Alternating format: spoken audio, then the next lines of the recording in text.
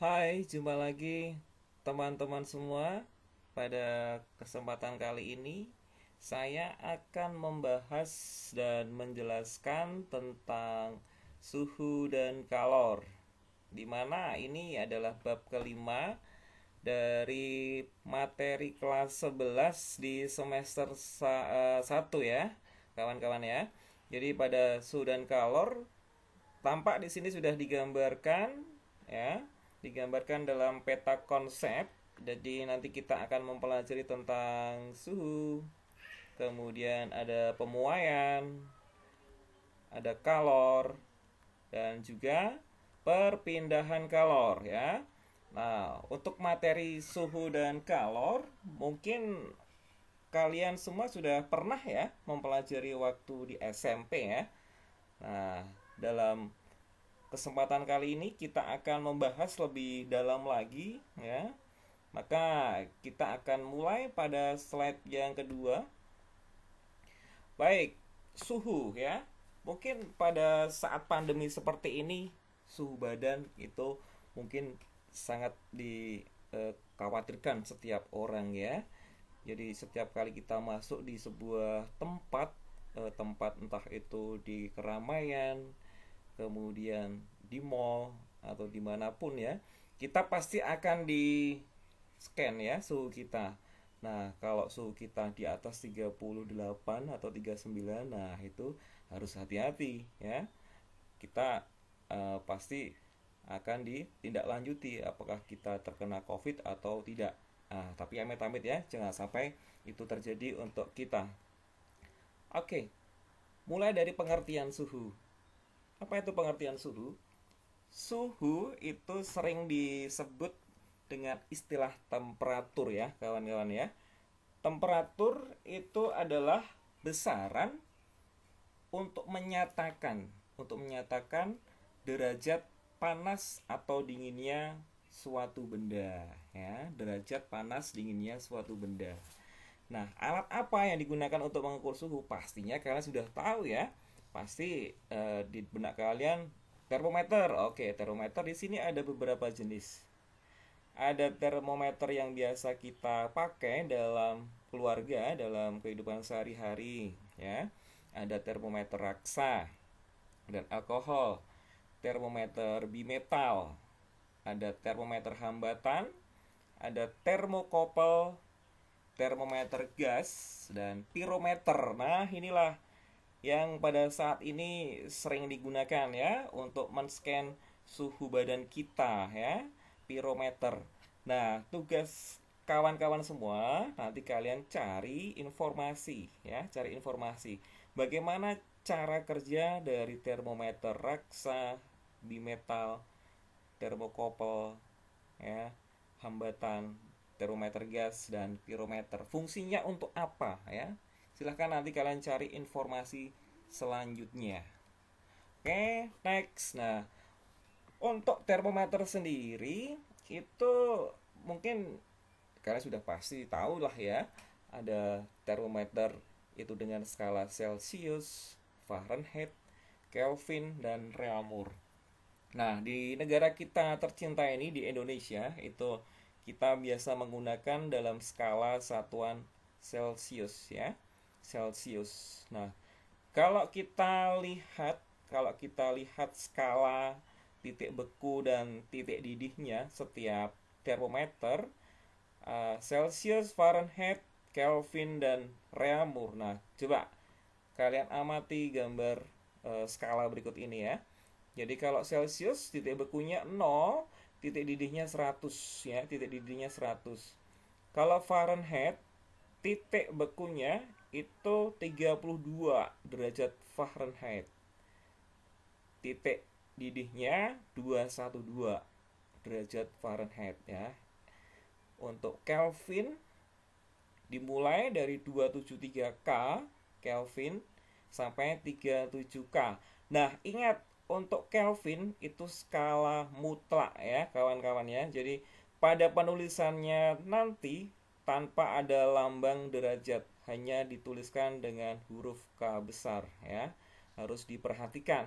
Nanti kalau misalkan ulangan atau mengerjakan soal esai ya, ada derajatnya, itu dianggap salah karena itu suhu mutlak. Berikutnya untuk reamur ya. Untuk reamur dia punya titik bekunya 0 derajat reamur, titik didihnya 80 derajat reamur. Nah, dari keempat skala ini kita bisa membuat perbandingannya ya. Karena nanti untuk selanjutnya kita akan mencoba mengkonversi dari satu skala ke skala yang lain ya. Untuk Celsius kita tuliskan tetapkan C ya. Kenapa C? Karena dia mulainya dari angka 0 ya, titik bekunya angka 0 ya.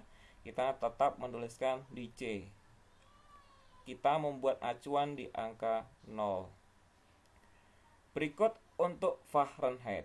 Fahrenheit dia mulai dari 32 Fahrenheit. Maka titik didihnya ya, titik didihnya ini Fahrenheit nanti dia sampai berapa derajat Fahrenheit dikurangi 32 karena dia mulainya tidak dari 0 ya. Kawan-kawan ya. Mulainya dari 32, maka hasilnya harus dikurangi 32 supaya dia acuannya tetap pada angka 0 ya. Nah, 0-nya di bawah sini ya. Oke, masuk ke reamur dulu ya, reamur. Nah, reamur dia sudah mulai dari angka 0. Nah, maka kita bisa menuliskan langsung di sini adalah R ya. Yang terakhir suhu mutlak tadi Kelvin ya, Kelvin dia mulainya dari 273. Nah, maka skala Kelvinnya nanti itu berapa? Misalkan dalam latihan soal, ini misalkan 537 misalkan ya. Nah, dikurangi 273. Kenapa? Karena untuk mencapai titik bekunya yang acuannya 0 ya, 0 ini harus dikurangi 273. Baik, dari selisihnya, dari selisih setiap skala ya, selisihnya dari selisih setiap skala termometer di atas itu di sini adalah Celsius. Saya tuliskan dulu adalah 100 ya, 100 selisihnya. Selisih itu titik didihnya dikurangi dengan titik bekunya. Kemudian untuk Fahrenheit ya, 212 dikurangi 32 itu 180 ya. Kemudian untuk reamur, nah 80 dikurangi 0 maka ini 80. Oke, dan yang terakhir untuk Kelvin dari 373 dikurangi 273 maka selisihnya adalah 100. Ingat tanpa derajat karena suhu mutlak. Nah, dari selisih yang kita peroleh semua ini ya, kawan-kawan, kita bisa membaginya dengan angka 20 ya, angka 20. Maka akan ketemu perbandingan yang sudah sederhana seperti ini ya. Oke. Jadi 5945. 5 itu untuk perbandingan Celsius, Fahrenheit 9, reamur 4 dan Kelvinnya 5 ya. Oke, gimana? Saya rasa mudah untuk dipahami. Nah, sekarang latihan soalnya ya. Dari penjelasan Bapak sebelumnya ini, maka kita terapkan di latihan soal. Sebuah zat cair diukur suhunya menggunakan termometer Celsius. Diperoleh angkanya 40 derajat Celsius ya. Berapakah jika zat cair tersebut diukur suhunya menggunakan termometer reamur, Fahrenheit, dan Kelvin? Oke, untuk perbandingannya tadi ya, reamur itu 4, Celsius 5 ya. Kita rubah ke reamur dulu. Nah, karena ini yang dicari adalah reamur, maka perbandingan reamurnya kita masukkan ya, 4 per 5. 5 itu yang diketahui di sini adalah Celsiusnya, skala Celsius. Jadi 4/5 dikalikan skalanya Celcius itu 40 derajat Celcius. Nah, setelah dikalikan bla bla bla bla, ketemulah 32 derajat Reaumur. Oke. Nah, sekarang yang B ya, yang B. Ini tadi yang A ya. Yang B itu untuk Fahrenheit. Nah, Fahrenheit kita lihat Fahrenheit. Nah, di sini Fahrenheit F minus 32 ya. F minus 32. Maka ini ya kita tuliskan. Nah, Fahrenheit perbandingannya adalah 9. Yang dicari pasti di bagian pembilangnya atau di atas ya. Jadi 9/5 itu Celcius yang diketahui dikalikan derajat Celciusnya. Ya. Oke. Setelah kita masukkan TF minus 32, nah ini setelah dihitung adalah 32 derajat. Oke, pindahkan ruas minus 32 ke sebelah kanan, maka akan berubah menjadi plus. Ya, anak-anak ya. Maka dalam Fahrenheit ketemulah 104 derajat Fahrenheit. Itu cara merubah ke Fahrenheit. Gimana? Mudah sekali kan? Ya. Oke, yang terakhir ke Kelvin. Kalau Kelvin, ya Kelvin itu dalam Celsius sangat mudah sekali ya. Jadi kita bisa menggunakan persamaan ini ya. TC plus 237 ya. Kenapa TC? Nah, karena perbandingan Celsius dengan Kelvin ya, perbandingan atau selisihnya itu sama ya, 100 selisihnya, dan itu 5/5 ya. Nah, maka kita bisa memasukkan langsung di sini ya, 40 plus 273. Ketemulah 313 Kelvin. Nah, Pak, bagaimana kalau kita menggunakan rumus yang dengan seperti yang nomor B tadi ya? Oke, ya kita buktikan. K sama minus 273 sama dengan, nah Kelvin, kita lihat Kelvin 5 Celsius ya, Celsius itu 5/5.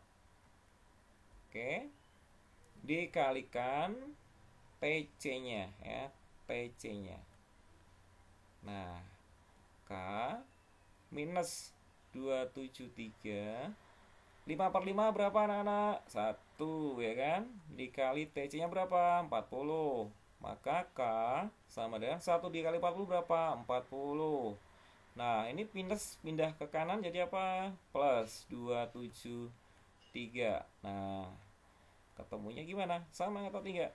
Sama ya. Jadi bisa menggunakan langsung cara yang TC plus 273, atau kita bisa menguraikan dulu ya, seperti ya pada Fahrenheit.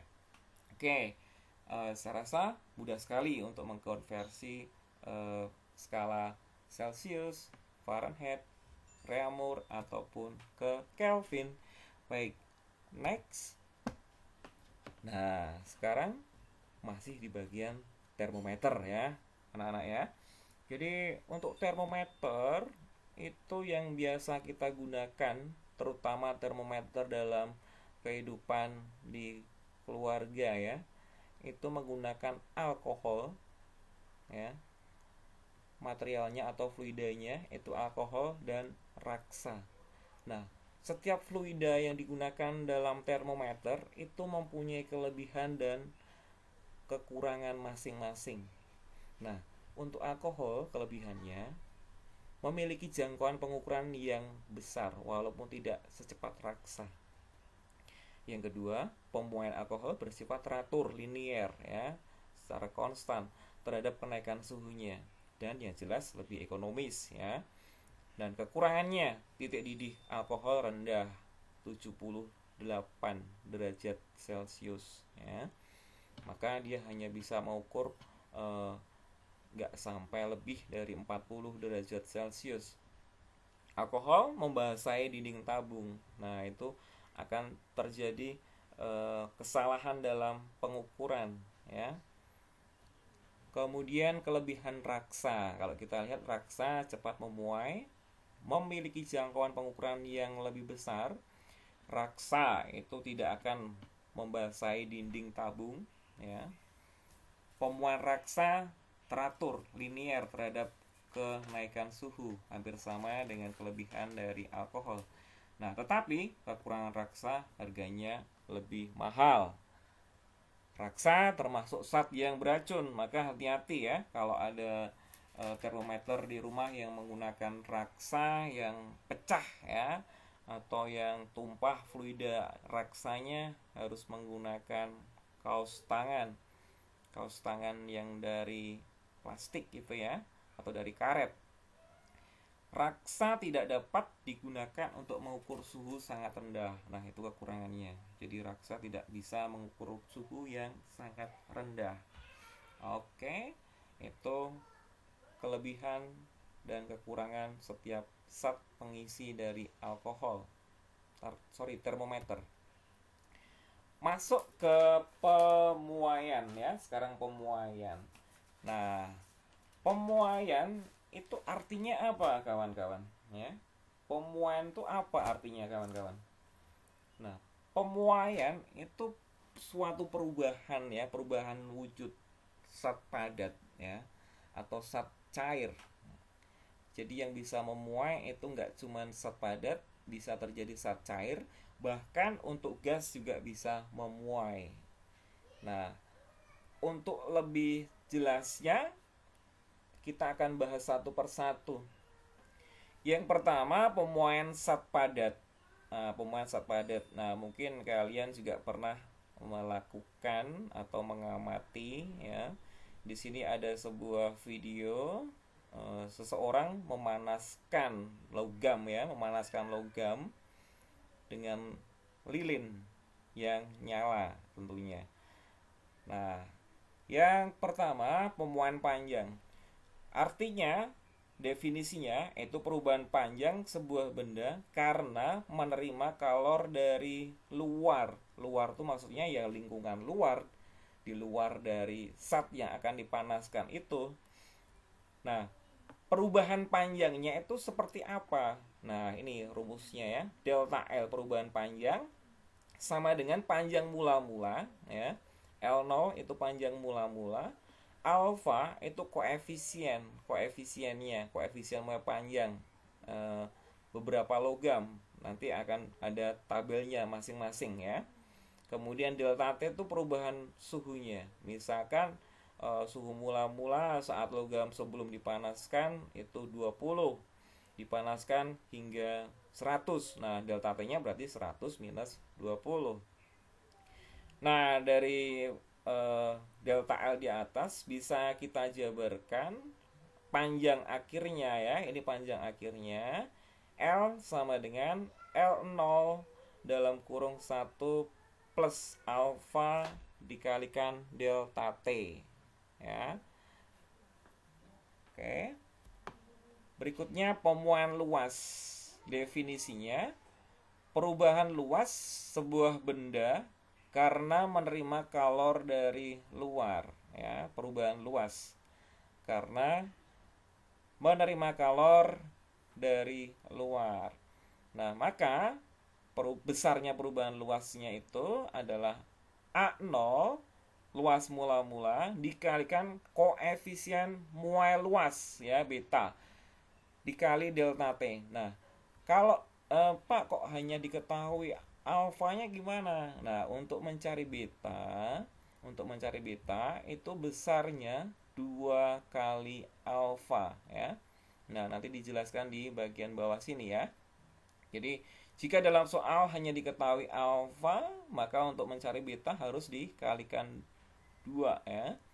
Nah, maka untuk luas akhir yang diperoleh setelah dipanaskan itu A0 dalam kurung 1 plus beta dikali delta T, perubahan suhunya. Masuk yang C, pemuaian volume ya. Pemuaian volume itu adalah perubahan volume sebuah benda karena menerima kalor dari luar.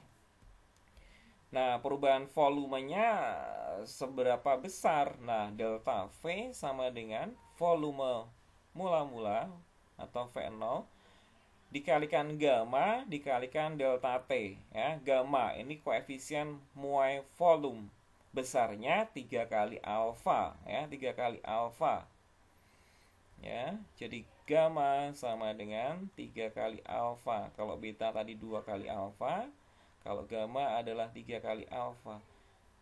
Nah, untuk volume akhirnya setelah dipanaskan itu V0 dalam kurung 1 plus gamma dikali delta T. Nah, inilah koefisien pemuaiannya, hubungannya bisa kalian lihat. Jadi alfa sama dengan 2 beta sama dengan 3 gamma. Oke, itu penjelasan tentang pemuaian. Bagaimana? Mudah, anak-anak? Oke, kita lanjutkan. Nah, seperti yang tadi saya katakan, pemuaian tidak hanya di benda padat ya. Jadi ada pemuaian zat cair. Pada umumnya, volume zat cair bertambah jika mengalami kenaikan suhu dan akan menyusut jika mengalami penurunan suhu ya. Ingat, akan menyusut jika mengalami penurunan suhu.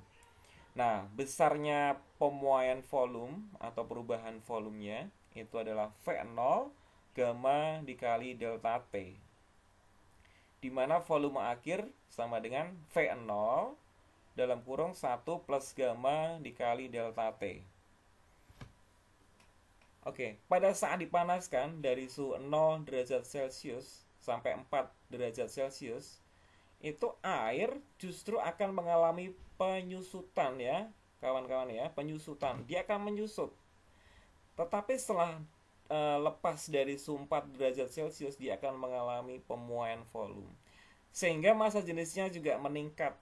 Keadaan ini berbeda dengan zat cair pada umumnya. Ya. Jadi yang perlu kalian perhatikan pada 0 sampai 4 derajat Celcius justru air akan mengalami penyusutan atau pengerutan ya. Volumenya menjadi berkurang. Nah, yang ketiga pemuaian pada zat gas atau fluida gas.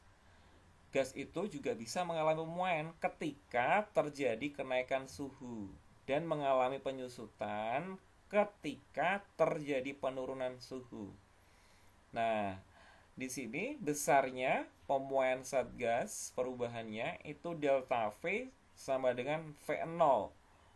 V0 seper 273. Ini satuan dari Kelvin ya, 273 seper Kelvin. Ya, suhunya dalam bentuk Kelvin.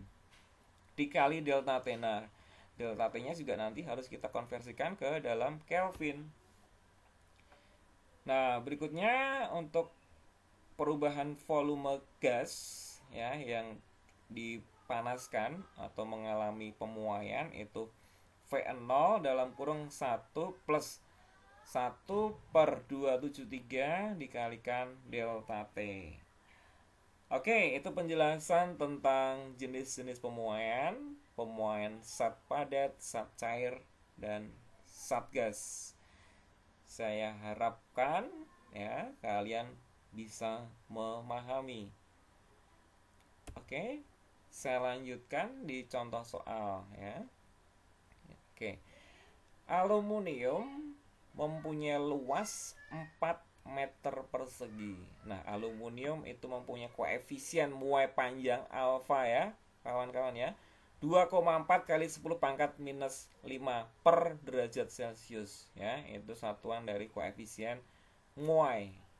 Nah, aluminium dipanaskan sehingga mengalami kenaikan suhu sebesar 50 derajat Celcius. Hitunglah luas aluminium sekarang. Oke. Nah, sebelum kita selesaikan di sini kita harus menuliskan variabel yang diketahui dulu ya. Oke. Yang diketahui yang pertama luasnya. Oke, luas mula-mula. Maka ini A0-nya adalah 4 meter persegi. Kemudian alfa 2,4 kali 10 pangkat minus 5. Nah, mengalami kenaikan suhu. Mengalami kenaikan suhu berarti sudah masuk ke perubahan suhu ya. Entah itu T0-nya atau waktu suhu mula-mulanya 0, T2-nya 50 atau T0-nya 10 sampai T2-nya 60 ya. Ini sudah mengalami perubahan suhu. Maka ini adalah delta T-nya. Delta T-nya 50 derajat Celcius. Oke, kita coba menyelesaikan. Yang dicari adalah luas aluminium sekarang, berarti keadaan sekarang, volume luas akhirnya ya. Sebelumnya kita harus mencari besarnya beta. Kenapa beta? Karena pemuaian luas beta adalah 2 dikalikan gamma. Ya, 2 dikalikan gamma. Nah, oke, setelah kita masukkan rumusnya A sama dengan A0 dalam kurung 1 plus 2 gamma 2 alfa dikali delta T. Nah, A0-nya 4, 1 plus 2 kita kalikan. Nah, 50. Oke, 4 meter persegi dalam kurung, ingat ini diselesaikan dulu ya. Ini dalam kurung maka harus kita selesaikan. Ya. Maka ketemulah luas akhirnya 4,0046 ya. Oke. Itu untuk soal yang pertama ya. Jelas ya? Oke, lanjut sekarang contoh soal kedua. Soal kedua, kuningan sepanjang 1 meter dipanasi hingga suhunya naik dari 10 ke 50 derajat Celcius. Jika koefisien pemuaian panjang kuningan sebesar 1,9 kali 10 pangkat minus 5, hitung pertambahan panjang pada kuningan. Oke, kita tuliskan yang diketahui dalam soal nomor 2. Diketahui, oke, kuningan sepanjang 1 meter. Berarti ini disebut dengan L0 ya, panjang mula-mula 1 meter. Dipanasi. Ya, dipanasi berarti ada suhu mula-mula, ada suhu akhir. Oke, kita langsung saja mencari delta T-nya ya. Suhu akhir dikurangi suhu mula-mula. T1 minus T0. 50 dikurangi dengan 10. Ketemulah 40 ya, 40 derajat Celcius. Nah, koefisien muai panjangnya atau alfa 1,9 kali 10 pangkat minus 5 ya. Nah, dengan cara rumus dari perubahan panjang delta L sama dengan L0 alfa delta T. Oke, tinggal kita mengalihkan 1 dikali 1,9 kali 10 pangkat minus 5. Nah, ini 40. Ketemulah perubahan panjangnya setelah dipanaskan itu ya. 7,6 kali 10 pangkat minus 4 meter. Sangat kecil sekali ya dalam satuan meter. Nah, kalau ini delta L perubahan panjang. Nah, Pak, kalau panjang akhirnya gimana? Ya udah, kan delta L sama dengan L minus L0 kan. Nah, maka untuk L-nya panjang akhirnya udah tinggal kita pindahkan ke sana kan. L0 ditambah dengan delta T.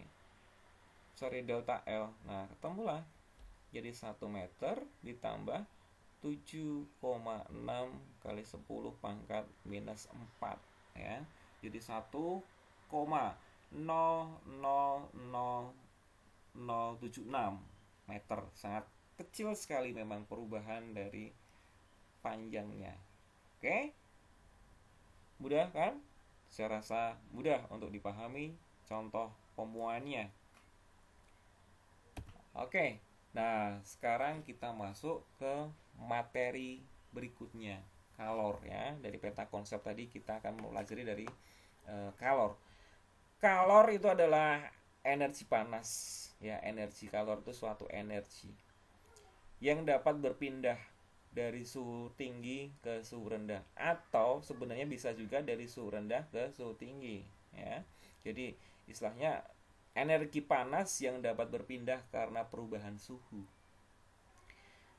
Nah, dalam kalor itu mungkin sering kalian jumpai ya, sering dijumpai di eh, komposisi suatu makanan atau susu ataupun makanan yang lain dalam kalori ya.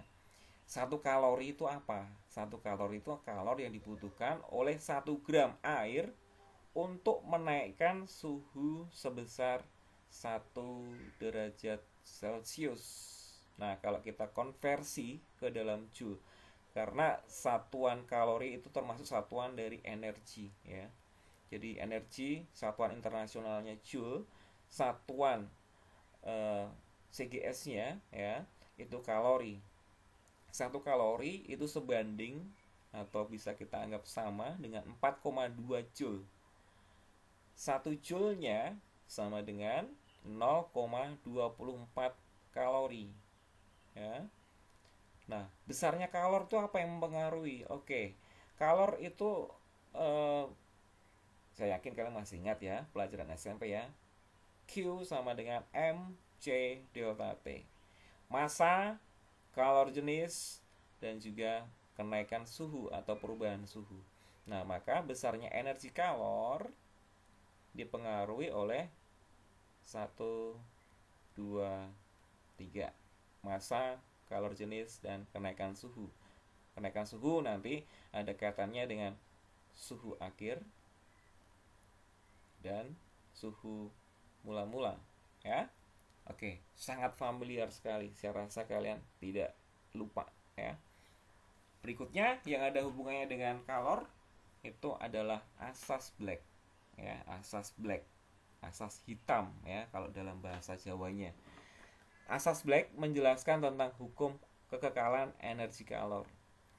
Nah, jika dua benda berbeda suhu saling melakukan kontak atau melakukan interaksi ya, entah bisa dimasukkan, dicelupkan, atau didekatkan suatu kontak ya, akan terjadi aliran kalor dari benda bersuhu tinggi ke benda yang suhunya lebih rendah sehingga mencapai keseimbangan termal. Nah, mungkin kalian sudah melakukan tapi tanpa disadari, seperti kalian kalau suka mandi air panas ya, air hangat ya, kalian masukkan air hangat 1 teko misalkan ke dalam bak mandi kalian yang berisi mungkin 40 liter. Nah, kalian masukkan, nah akan terjadi suhu yang mungkin nggak begitu panas sehingga kalian tinggal menyesuaikan tingkat kehangatan dari air yang akan kalian gunakan ya. Itu termasuk asas Black. Jadi asas Black berlaku jika sistem terisolasi. Terisolasi itu tidak bisa keluar, tidak bisa masuk, diisolasi ya. Sama halnya kalau keadaan sekarang adalah lockdown ya. Maksudnya tidak ada kalor yang masuk maupun keluar sistem ya. Maka asas Black ini yang fenomenal juga ya. Besarnya Q serap sama dengan Q lepas. Nah, ingat, ini nggak cuma dihafalkan, tapi harus dipahami. Yang melepaskan kalor itu pasti benda dengan suhunya yang lebih besar. Suhu yang besar. Nah, yang menyerap itu benda dengan suhunya yang lebih rendah. Suhu rendah ya. Sekarang logikanya seperti ini. Kalau suhunya rendah, apa yang mau dilepas, apa yang mau diberikan ya. Maka untuk yang melepas pasti benda ya, benda dengan suhu yang lebih tinggi atau lebih besar. Yang menyerap itu benda dengan suhunya yang lebih rendah. Oke, itu tentang konsep kalor dan asas Black. Next. Nah, berikutnya ada istilah kalor jenis dan juga kapasitas kalor. Kalor jenis biasa dilambangkan dengan C kecil ya. Adalah banyaknya kalor yang dibutuhkan oleh 1 kg zat supaya suhunya naik atau turun sebesar 1 derajat Celcius atau 1 Kelvin, ya. Maka dari persamaan kalor tadi kan Q sama dengan MC delta T, ya. Kita cari C-nya, ya. Maka C sama dengan Q per M dikalikan T, ya. Karena MC dan delta T ini satu keluarga, nggak bisa terpisahkan, maka dia saling membantu. Maka besarnya Q di sini dibagi dengan M dikali delta T. Berikutnya kapasitas kalor. Berbeda dengan kalor jenis, kalau kapasitas kalor itu ditulis dengan huruf besar. Didefinisikan sebagai kemampuan suatu benda untuk menerima atau melepas kalor sehingga dapat menaikkan atau menurunkan suhu benda sebesar 1 derajat Celcius atau 1 Kelvin, ya. Mungkin hampir mirip dengan kalor jenis, ya. Nah, persamaannya atau yang mempengaruhi dari kapasitas kalor sendiri adalah kalor, ya.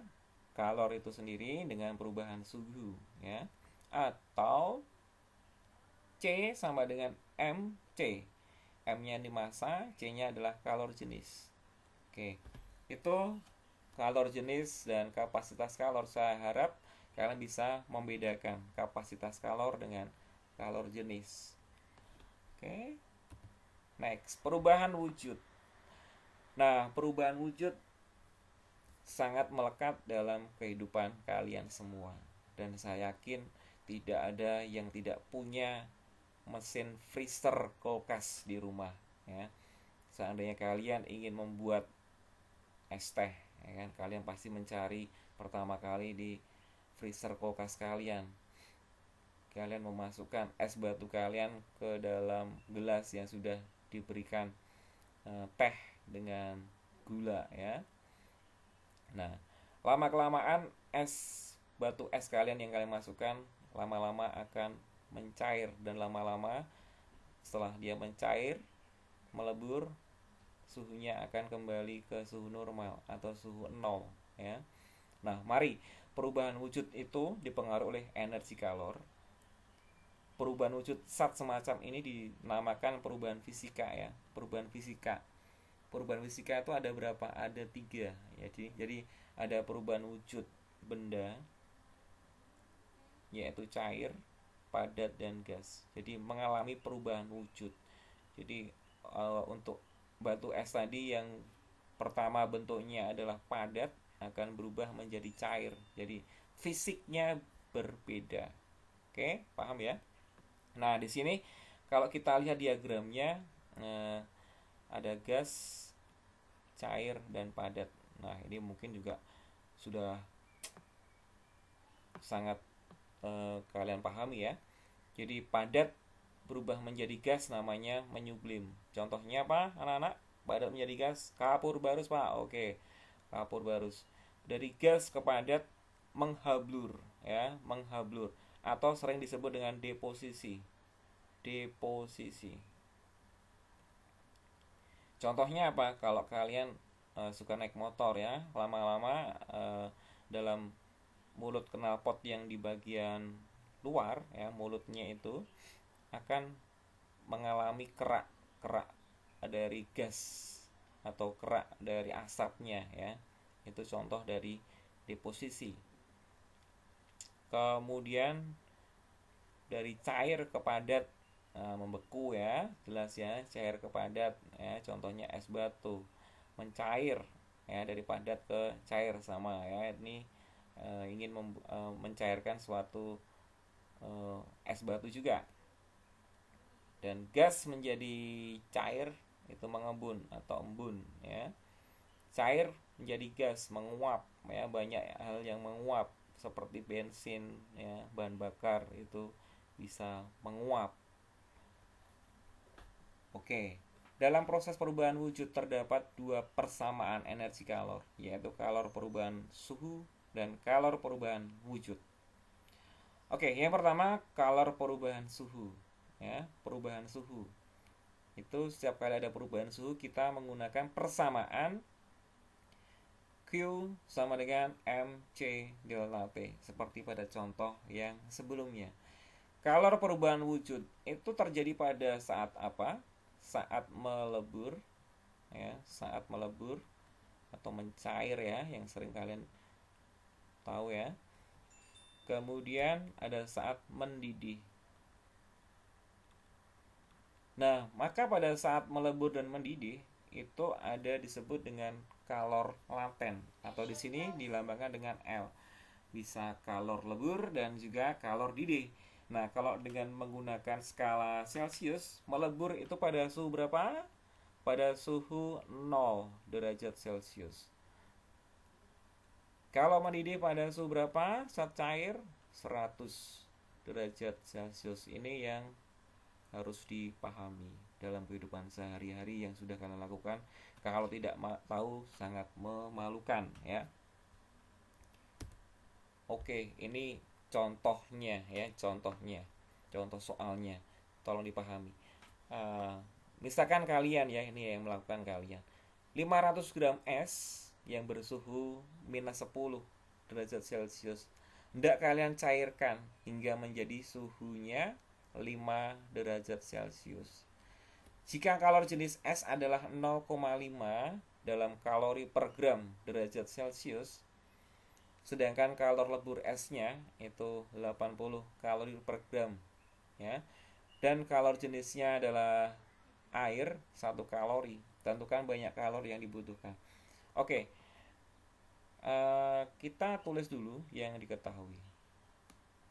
Kita lengkapi, diketahui. Masanya berapa? Massa dari es adalah 500 gram. Berapa kilogram? 0,5 kilogram. Oke. Suhu mula-mula berapa? Suhu mula-mulanya ya. Suhu mula-mulanya atau T0-nya adalah minus 10 derajat Celcius. Ini masih dalam bentuk es. Kemudian ada C. C dari es, kalor jenis ya. Di sini adalah 0,5 dalam kalori. Terus ada kalor leburnya ya. Kalor leburnya dari es L ya. Ini L-nya 80 kalori per gram. Dan kalor jenis air C. Air ini CS tadi ya. 1 kalori per gram derajat Celcius. Baik, sebelum kita memahami cara-caranya di sini, cara perhitungannya, kita buat gambarnya ya. Oke, gambarnya pertama ini yang pertama. Dari min 10 ke suhu 0 ya, itu mengalami perubahan suhu ya. Mengalami perubahan suhu. Maka untuk Q1-nya kalau dia mengalami perubahan suhu bagaimana? Ya, sebelumnya tadi slide sebelumnya. Nah, kita menggunakan persamaan atau rumus M C delta T. Ya, paham ya? Ini yang grafik pertama. Nah, grafik kedua, ingat pada suhu 0 derajat Celcius zat cair mengalami apa? Mengalami mencair atau melebur ya. Ini melebur. Nah, karena dia melebur, kita menggunakan Q2-nya M dikalikan L ya. Massa dikalikan kalor leburnya. Oke. Kemudian yang grafik ketiga di sini. Nah, dari 0 sampai 5 mengalami perubahan suhu nggak anak-anak? Mengalami ya. Oke. Maka kita bisa menggunakan persamaan M C delta T. Nah, tapi harap diperhatikan, ingat, dari min 10 sampai 0 ini masih es. Masih padat, masih dalam bentuk es ya. Ini masih dalam bentuk es.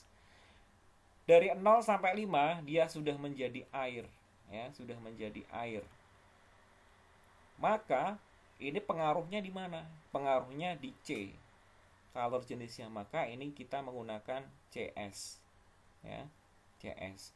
Kemudian saat di sini kita menggunakan C apa? Ini C air. Itu yang harus kalian pahami, ya. Ini sudah menjadi air, ini masih menjadi es. Masanya berubah nggak? Nggak. Masa mula-mula sama dengan masa akhir.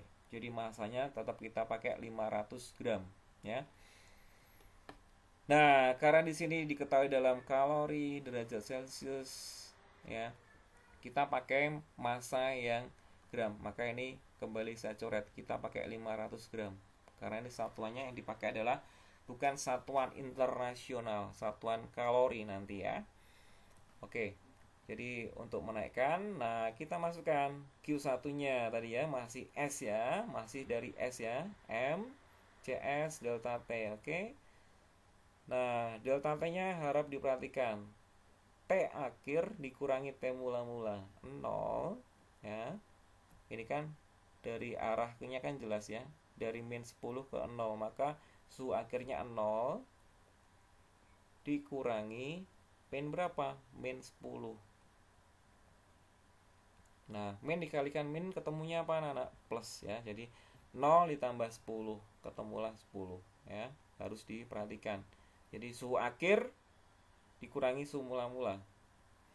Nah, saat Q2 nah melebur, maka ini Q2 sama dengan M dikali LS. Kalor lebur dari S 500 gram dikali 80, ketemulah 40.000 kalori. Dan proses yang ketiga atau grafik yang ketiga, nah tadi ada perubahan suhu ya, tetapi sudah menjadi air ya, menjadi air. Nih ya. Nih saya garis bawah ya, menjadi air. Ini masih S. Maka Q3 sama dengan M dikali C air dikali delta T dari air. Ketemulah 2500. Nah, masuk ke pertanyaan soal itu. Kalor total yang diperlukan berapa? Tinggal kita jumlahkan. Q totalnya Q1 ditambah Q2 ditambah Q3. Ya, ketemulah 45.000 kalori. Oke, itu contoh dari perubahan wujud zat dari es menjadi air. Saya rasa penjelasan saya cukup jelas. Next. Nah, kalau ini adalah contoh soal tentang kalor. Contoh soal tentang kalor. Yang lebih tepatnya masuk ke asas Black ya. Nah, besi 0,2 kg dipanaskan sampai suhu 120. Besi lalu dimasukkan ke dalam 100 gram air yang suhunya 30 derajat Celcius. Jika kalor jenis air 4200 Joule per kilogram derajat Celcius dan kalor jenis besinya 525 Joule per kilogram derajat Celcius. Hitung suhu akhir campuran. Oke. Sebelumnya kita wajib menuliskan beberapa variabel yang diketahui dalam soal. Diketahui. Oke. Kita anggap besi ya, ini adalah massa besi, lambangnya Mb 0,2 ya. Nah, sedangkan massanya air berapa? Massa airnya berapa anak? 100 gram ya, 100 gram. Kita jadikan ke kilogram ya, 0,1 kilogram. Oke, dipanaskan sampai suhu, berarti kita anggap suhunya ya, suhunya dari besi ya, suhunya besi, TB-nya di sini adalah 120 derajat Celcius. Dan suhunya air TA adalah 30 derajat Celcius. Kalor jenisnya masing-masing C dari B ya, CB-nya itu 525 dan C dari air dalam Joule itu 4200 ya. Kalau dalam kalori 1 ya. Oke, semua variabel sudah kita ketahui. Nah, setelah kita ketahui, Langkah berikutnya apa? Kita tulis persamaannya, karena ini suatu permasalahan benda yang dimasukkan ke dalam cair dan pasti nanti akan muncul suhu yang baru, maka akan ada perubahan suhu ya, atau perpindahan kalor. Nah, kita bisa menggunakan persamaan dari asas Black yang sudah kita bahas sebelumnya. Q lepas sama dengan Q serap. Nah, pertanyaan saya yang pertama, yang melepas siapa? Kalor yang melepas siapa? Suhunya yang gimana? Suhunya yang paling tinggi, yang lebih tinggi. Ingat ya, yang melepas suhunya yang lebih tinggi. Itu apa? Fluidanya apa? Atau bedanya apa kalau di sini? Nah, yang melepas suhunya lebih tinggi adalah besi. Yang menyerap siapa? Air. Ya, suhunya lebih rendah. Ya, ingat ya. Oke, kita masukkan Q lepas sama dengan Q serap. MB CB. Nah, ingat dalam delta T ya, dalam delta T ini suhu yang lebih tinggi ya, di sini besinya dikurangi suhu campuran, karena suhu campurannya nanti pasti lebih rendah dibandingkan suhu yang diberikan oleh besi. Ya, maka TB minus TC. TC ada yang mau dicari suhu campurannya. Sama dengan MA dikali CA, massa air dikalikan C air dikali TC-nya. Nah, TC logikanya nanti akan lebih besar dibandingkan dari suhu mula-mula air. Maka dibalik untuk yang serap ya, harus diperhatikan. Untuk yang menyerap TC minus TA. TC minus TA. Untuk yang menyerap, jadi TC minus TA. Campuran dikurangi yang air. Oke, setelah kita masukkan bla bla bla. Nah, tinggal dikalikan. Nah, ini kita kalikan ke dalam ya, kalikan ke dalam biasa dengan cara matematika sederhana. Nah, setelah itu ketemulah 5 TC sama dengan 240 derajat Celcius. Suhu campuran yang diperoleh adalah 48 derajat Celcius. Jadi ini ya, ini ada wadah, tadi di sini air, dimasukkan besi di sini ya. Nah, ini 120. Ini airnya tadi mula-mula 30. Nah, setelah dipanaskan ya, setelah dipanaskan pada waktu tertentu ya, suhunya baik besi ataupun air di sini adalah 48. Ini 48 ya, ingat ya. Campurannya itu logikanya seperti itu. Contoh kedua, kalorimeter dengan kapasitas kalor. Nah, ini contoh kedua hampir sama ya. Nah, kita tulis yang diketahui. Kapasitas kalor ya, ingat C besar ya. C besarnya adalah 1000. Kemudian massa airnya 100 gram ya, kita pakai gram di sini. Suhunya atau T dari airnya 30. C-nya ini bukan F ya, ini T. C dari air 4200. Nah, dimasukkan ke dalam kalorimeter. Kalori itu, meter itu apa? Alat untuk mengukur besarnya kalor ya. Nah, di dalam kalorimeter dimasukkan besi ya, massa dari besi. Ini MB-nya, massa besinya itu 200 gram. Suhunya T dari B-nya 80.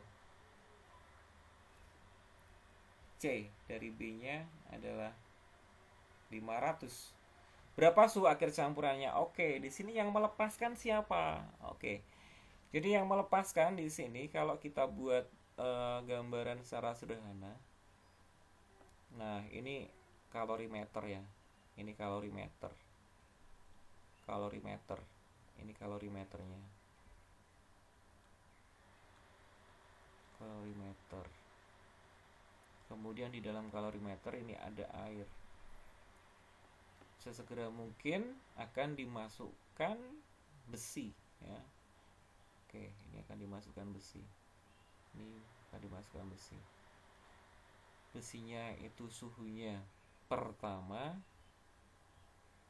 kalau kita lihat 80 ya.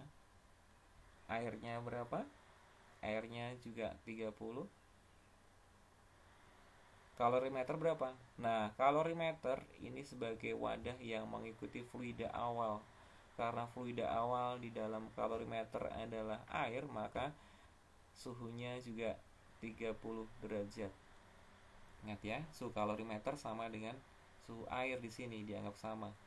Maka yang melepas sama dengan yang menerima. Ki lepas sama dengan ki terima. Dengan asas Black yang sama. Nah, ingat, yang melepas pasti besi ya, karena suhunya 80. Yang menerima siapa? Kalorimeter dan juga air. Nah, oke. Q.